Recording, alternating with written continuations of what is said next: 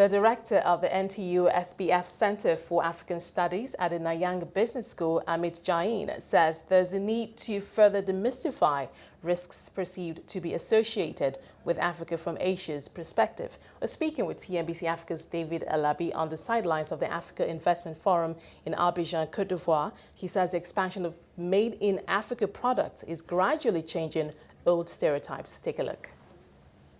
It has been incredible, and it's just a testament of the African spirit. The NTU-SBF Centre for African Studies based out of Singapore, the only think tank that looks at the transformation of Africa from Asia, from an Asian point of view.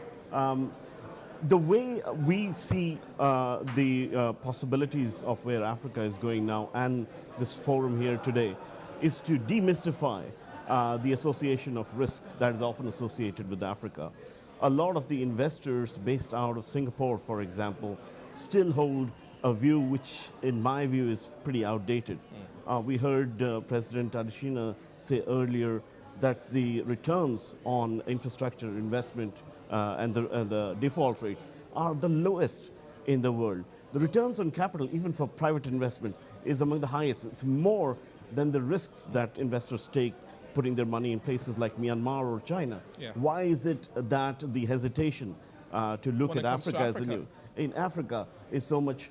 We are trying to break that through our work, and my purpose coming here is to meet my partners, the African Development Bank, extend knowledge, and of course put ourselves out front and center to tell the world that there is a center in Asia that is also looking at Africa.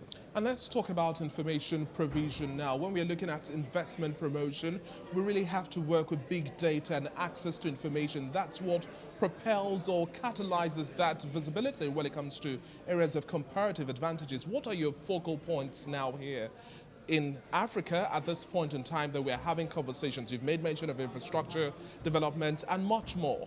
That's correct. So if you look at where the areas where most of the transformation in Africa is taking place, there are essentially 8. That's infrastructure, that's agriculture, that's finance, that's technology, that's trade, and to cap all of that is the overall business climate. If we cover, and technology, not to mention technology, if we cover these sectors, we are essentially telling the story of the transformation of Africa.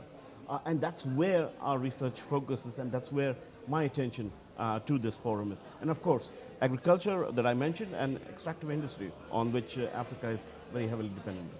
And talking about the extractive industry as well now, it's in terms of reducing that element, de-risking Africa and also demystifying this whole exploitative tendencies. When other economies are looking towards Africa, there's that noise somewhere lingering. How do we begin to reduce these speculations and say now Africa has to put itself forward and take center stage?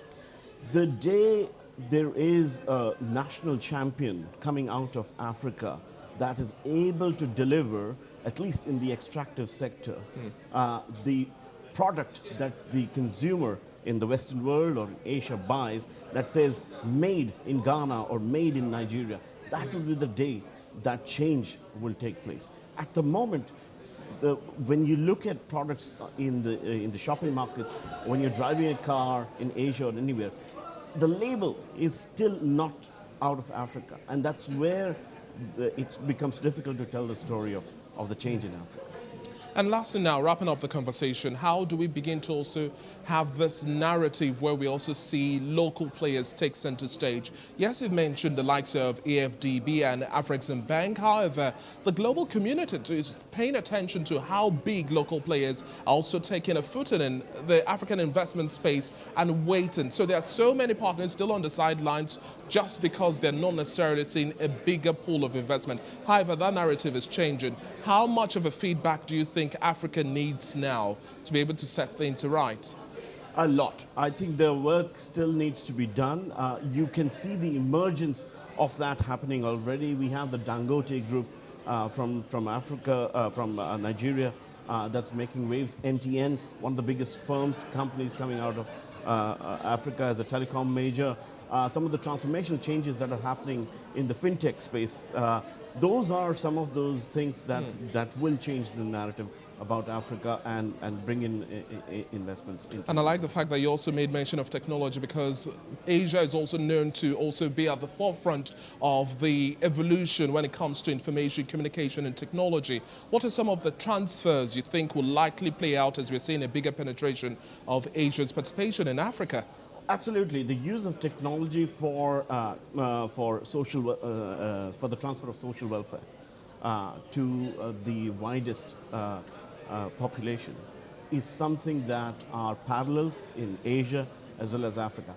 In Asia too, by and large, the gap between the rich and the poor is wide, very much like Africa. In terms of Human Development Index, countries like India share much more in common with Congo than people recognize. And so the idea of delivering public services, social welfare, and a modicum of health and education through the use of technology is something the two continents can exchange ideas and solutions with.